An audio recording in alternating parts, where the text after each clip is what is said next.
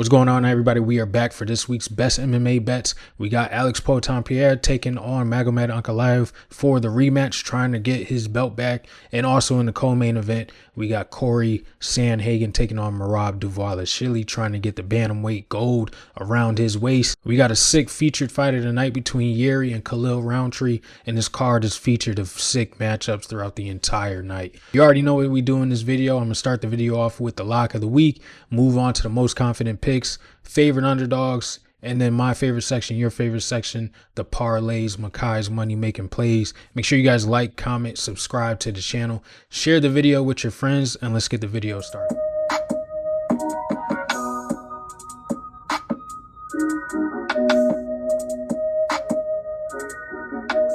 So finally coming back off of a W, it feels really good, man. You know, we hit last week with Cam Ralston plus 150 underdog. I really sniped that one. I don't understand how he was an underdog. You know, he was in his hometown. He was taking on a short, stubby grappler who doesn't have much striking, and the dude was coming off of his, Contender Series debut, got the KO win. I told you he was going to knock out Andre Petroski, and he did just that. Didn't need to snipe, the knockout line. If you played it, you played it. Hey, you banged your buck, or you got some more money on that as well. I definitely played the knockout separately, but lock of the week, Cam Ralston money line, it was all you needed. So bouncing back off of a W definitely feels way different than bouncing back off of a couple of L's. So keeping the momentum going. There was a lot of lines that I liked throughout this card, a lot of, valuable underdogs. I gave you, my picks earlier this week for the card, but I have something different that I'm going to try for UFC 320. So here is UFC's 320 lock of the week.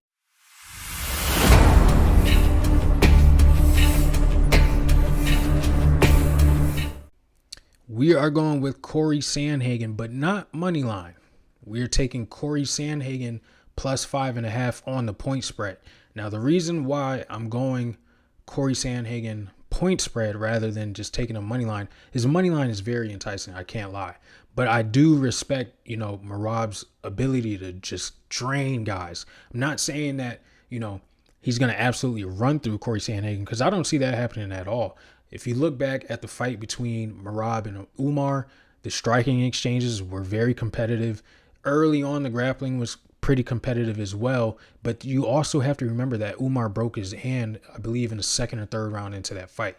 So let's play the fight out if Umar doesn't necessarily break his hand. A lot of the judges, I believe, scored Umar the first 2 rounds. One judge gave Merab the first round, but Umar was winning the fight, in the eyes of the viewers, to say the least.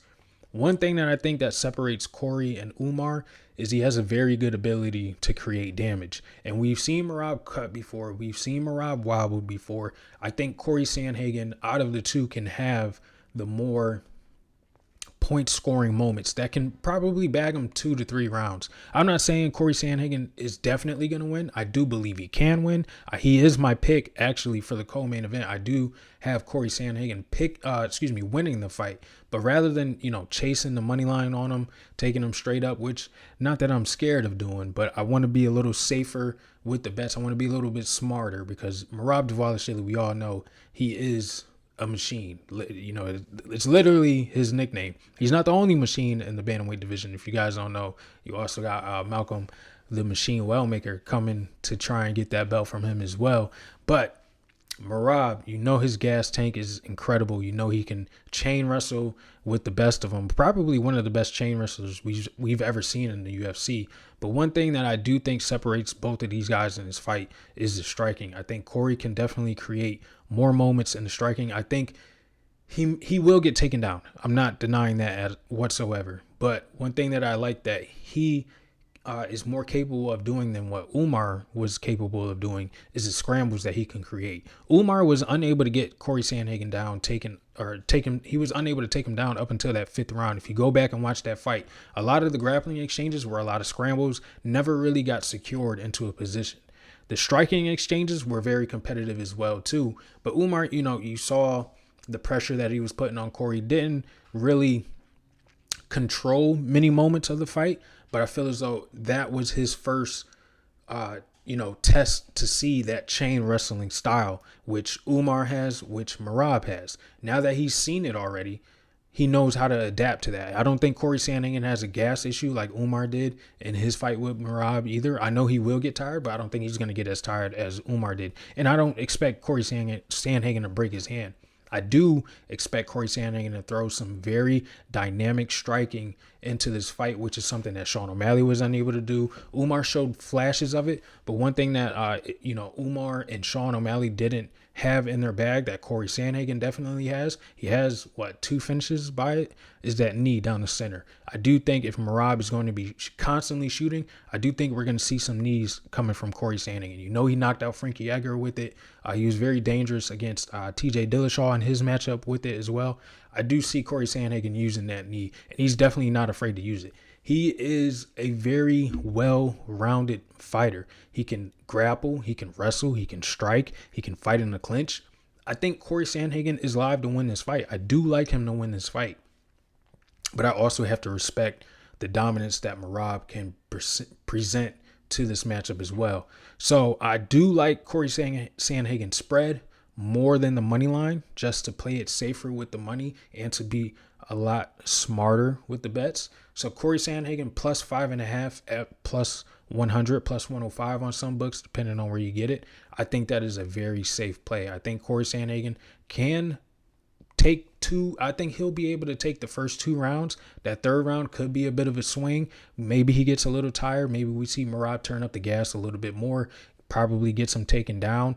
But I do think Corey Sandhagen is going to have a lot of dynamic striking moments. I think he's going to be able to defend the takedowns early. And if he does get taken down, I think he's going to be able to scramble, maybe throw in some jiu-jitsu, which a lot of guys, again, have not been able to throw with Merab. A lot of guys are just sitting on their back and, trying to work back up to their feet because they're scared of the takedown. Corey Sandhagen is a guy who will welcome it and will, do what's necessary, not only to get back to his feet, but to create damage from that position. So I think Corey Sandhagen has a very live chance of cashing us on the plus 5.5. And that's the number one reason why I'm going for it, is the damage that Corey Sandhagen can present and the moments that I feel as though he'll be able to steal from Merab Dvalishvili. Merab didn't, necessarily run through Umar like everyone says he did. He did win that fight pretty dominantly, but again, if you look at the scorecards, Umar won 2 to 3 rounds 2 rounds. He won 2 rounds on 2 scorecards and 1 round on the other. But I do feel as though Corey Sandhagen will have a much better output, much better effort, and I don't anticipate him breaking his hand. So Corey Sandhagen, point spread plus 5.5, plus 100, lock of the week. Very first time for us doing a spread bet, but I do think we are cashing on this one. Now, most confident picks. That was a mouthful, sorry, but pause. But yeah, most confident picks. Let's get it started. We are starting with Youssef Zalal, Farid Basharat, and Joe Pyfer.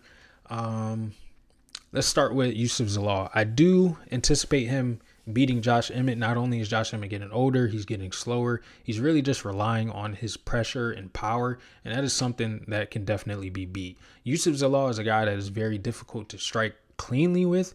Not only has he, won his most recent fights, well, other than the Calvin Kattar fight, he's won, his 3 previous fights to that Calvin Kattar matchup by submission.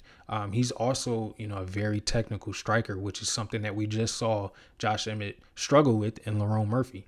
Now, yes, I know Josh Emmett had a little bit of success in that fight with Lerone, but that was also in Apex, which the cage is much smaller if you don't know. Youssef Zalal is going to have a lot of room to operate in this matchup, going to have the bigger octagon, and I do think he is live for a submission, but Youssef Zalal, that you would get a much better price on him. Minus 455 is, very disgusting, but I understand why the line is what it is. I do anticipate Youssef Zalal winning this fight, decision or submission, but I don't see a reality where Josh Emmett lands that shot like he did on a Bryce Mitchell. Bryce Mitchell is not a striker to the caliber of Youssef Zalal, Ilia Topuria, Lerone Murphy, so that's why he got clipped like he did. So Youssef Zalal, very confident in him, and I do believe he wins. Submission or decision again. Farid Basharat, like I said in the breakdown, I do think he is a much more polished, much more intelligent fighter than Chris Gutierrez. He's just a better version of him, honestly. I don't think he's going to sit there and, take the leg kicks from Chris. I do think he's gonna. I anticipate Fareed is gonna look to wrestle in this fight. Maybe not in the first round, but definitely in like the second, just to mix it up and bank some points. I think he's going to win this fight on, on the cards.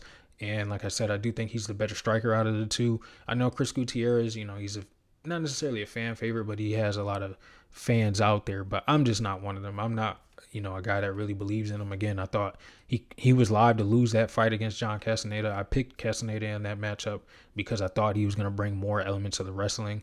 But I do think Fareed Basharat will be able to mix that in a lot better than John Castaneda and take away, how Chris looked in that fight too. So I like Fareed Basharat minus 400. Ugly line again, but I do think he wins. Next, Joe Pyfer. Now, Abus Magomedov, former Lock of the Week winner for us. But again, he looked, pretty bad in that matchup against Michel Pieta. Joe Pyfer, I know a lot of people are giving him flack because of his performance against Kelvin Gastelum. But Kelvin Gastelum is a slick guy, man. For as big as he is, he's pretty slick on the feet. He can box very well.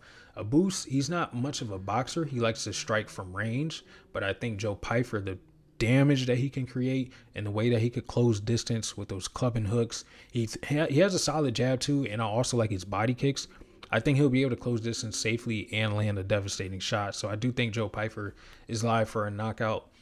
A boost, man, you know what it is with him. His gas tank has always been an issue. Even in that Michel Pieta fight, I was not blown away by his performance, and he still looked tired in that third round. So I think if Joe Pyfer, zaps the body early, don't go for the shot super early like he did against Kelvin. I think, the jitters from him finally getting back in there, and then he saw that he knocked him down. He was trying to get him out of there in that first round. I think that got to him. But now that he's also, there's also another thing to mention that he was actually scheduled to fight Abus before Kelvin, but I guess he got word that people were saying that he was scared to fight Abus. So after he fought Kelvin, he signed this contract, got the fight scheduled, and now I think he's ready to put on a show. So I do think Joe Pyfer is live for a knockout.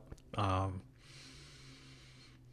wouldn't say Abus is super durable, but it could be a possible like round 3 if we see a more patient approach than what we've seen from Kelvin Gastelum, the Kelvin Gastelum fight, which is what I'm anticipating.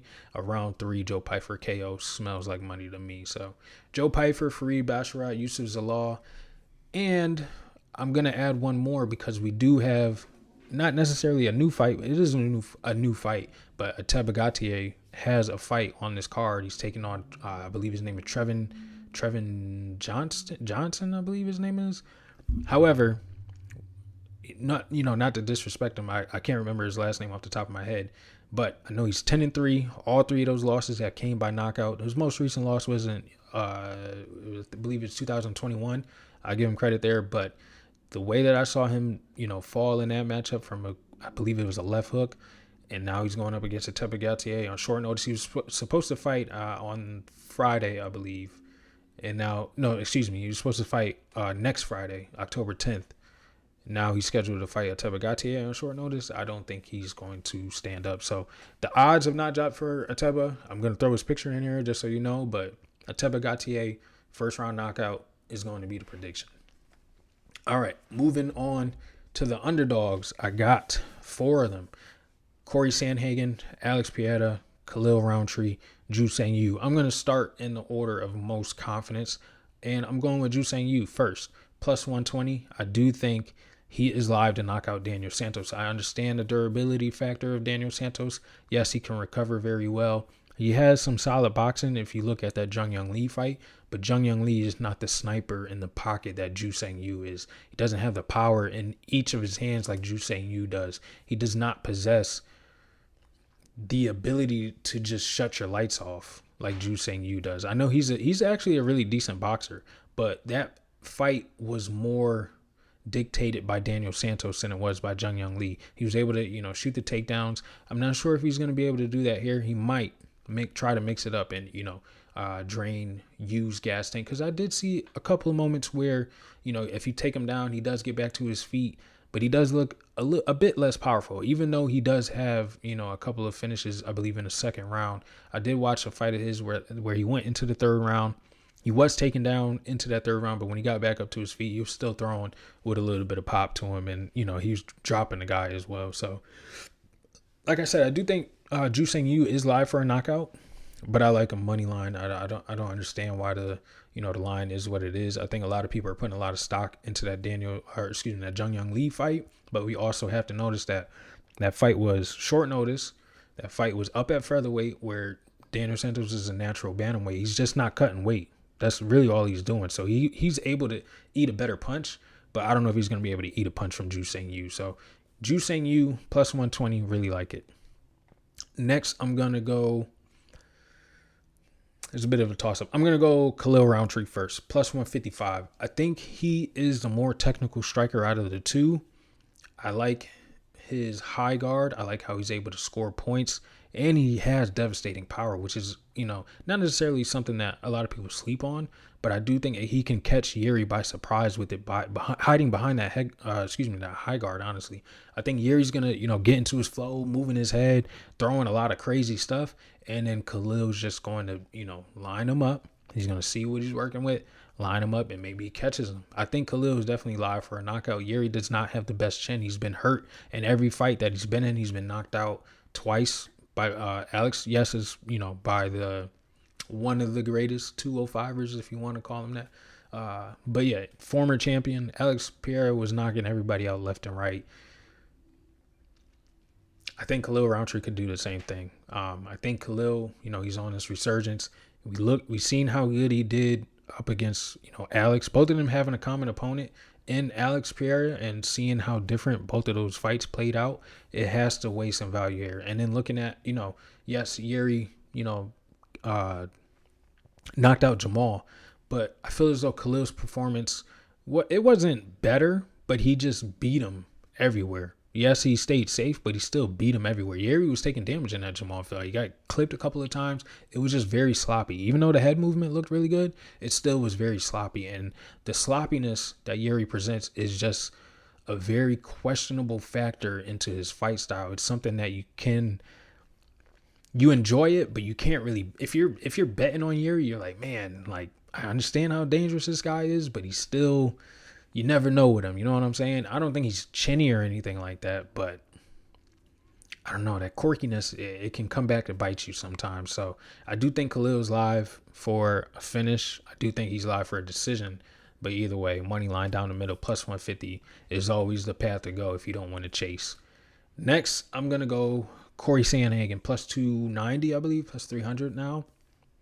Like I told you in the Lock of the Week segment, yes, I'm not picking him to win, or excuse me, I am picking him to win, but I'm not taking the money line on him to win for the Lock of the Week. But I do think he is live to win this fight with damage. I think he can, out-scramble a Merab. Merab does not have the best control on the mat. If you look at who's he been able to really control, he's spamming like takedowns every round. Guys are getting back up to their feet, but it's just that chain wrestling that's really draining guys. It's not the control. Like if a Habib takes you down, you're not getting up. If Islam takes you down, you're not getting up. With Merab, you can get up. He's just gonna be right back on you. That's the only thing. That's what really gets guys. But I think Corey, in those moments where he gets back to his feet, he's not gonna sit back, catch his breath. I think he's gonna look to strike because he knows what he has to do. He's gonna have to create damage, and those are things that he's able to do. And also being able to roll pretty well with his jiu-jitsu, I think that's another factor too. I think Corey Sandhagen is alive to win. I'm picking him to win. I'm not letting the fan side of me pick him for that matchup. I'm really, breaking down Merab. I did a lot of, tape study. There's parts of Merab that can be beaten. I know he's this incredible cardio machine, but I do think Corey Sandhagen is a guy similar to Ankalaev, who has been doubted all this time from getting, not doubted, but prevented from getting his title shot, and they finally give it to him, and, he ruins the UFC's plans. I think Corey Sandhagen has a little bit of that factor to him too, so I think Corey Sandhagen could do it, man. He's been, disrespected for a long time, putting up wins. That TJ Dillashaw loss really wasn't a loss in my opinion. I felt as though he beat TJ. And yes, he lost to Peter Yan, but he worked his way right back into it. Lost against Umar, cool. But you already saw what, that style looks like. Now that you have that under your belt, you know how to deal with it. And I think he's going to look really good, man. But again, Lock of the Week, point spread, plus 5.5. That's the way to go. If you want to take Corey Sandhagen money line, I understand it too. Maybe I'll put a little bit of something on it, but it's not the lock of the week. So that's when I'm rolling with Corey. And then Alex Poitin-Pierre, this is just a fan pick. I'm not picking him to win, but as an underdog, I like the price of him, and I just like Alex Pierre, man. He's got the KO power. He does have it.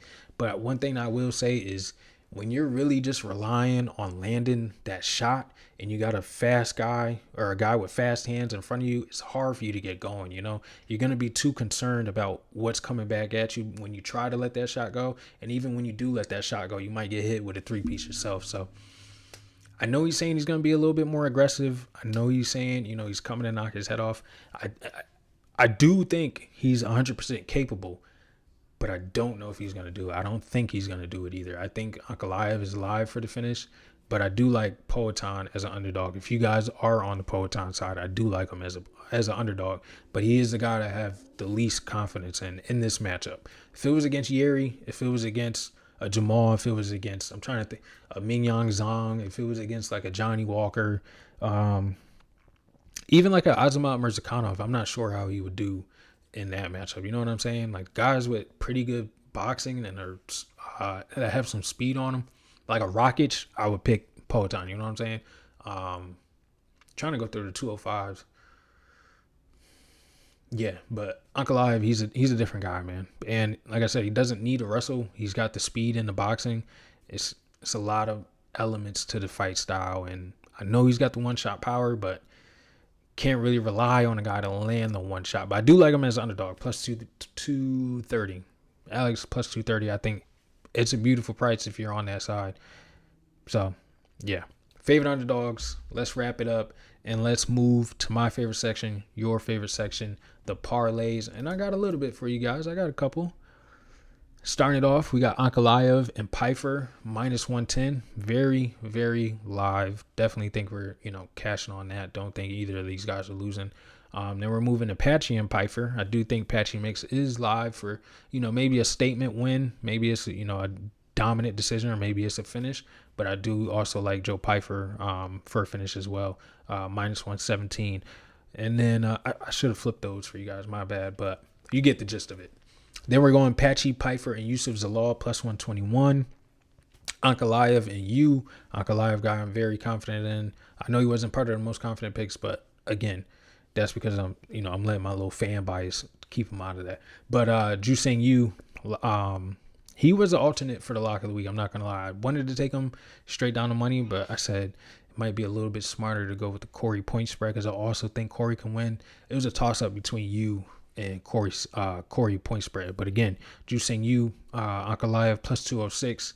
Then we're going Joe Pfeiffer, Zalal, and you plus 260. We got Pfeiffer, you, and the over 1.5 in that Yuri versus Khalil fight plus 400. The reason why I got the over 1.5 is because if you really think about it, I don't see Yuri getting him out of there in that first round. I think that first round is going to be a fill him out round. See what the temperature is like. See how the pace is going to be, and I think they're going to fight well into that second round. Like I said, I do think that point style, that Muay Thai style that Khalil presents is going to give Yuri a little bit of trouble. And both of these guys, they're not immune to second or third rounds. So I do think that's live as well. Khalil, 2 underdogs, and Ankalaev plus 633. And then we're going Khalil, Ankalaev, and Zalal decision plus 1,008. And then to wrap it up, we're going Ankalaev, Pfeiffer, Soriano, Mix, Macy Chiasson, and Juseng Yu plus 1108. Really like that one too. I do think we're bringing some really good bread home on UFC 320. So that is this week's best MMA bets, the lock of the week. Let me know in the comments what you guys think of the point spread, or should I just, go all out and bet Corey Sandhagen money line? Maybe we swap it out, by Friday or something like that. Let me know what you guys got to say in the comments. I do have to mention that I will be traveling Friday, so there will not be a weigh-in recap, but I will be sure to put out all my notes on X and on my TikTok, so make sure you guys follow me there. I'll also make a post on YouTube if you guys aren't tracking me on the other sites, just for you all as well, that follow me here on YouTube. I'll put a post out just going through the matchups, making sure, I'm staying where I'm staying. If I'm flipping, if you guys want to tell that as well too. So look out for that. I will be sure to post that well before the fights. And like always, I will see you guys for the full card recap right after the fights. I'm going to do what I do. If you want to, support the guy, make sure you guys like, comment, subscribe. The Cash App is down in the comment section as well. If you want to donate, I got to shout out my guy, Carolina MMA, for donating to the channel. I appreciate you, brother. Thank you for everything that you guys do. Make sure you like, comment, subscribe to the channel, and I'll see you guys after the fights. Peace out.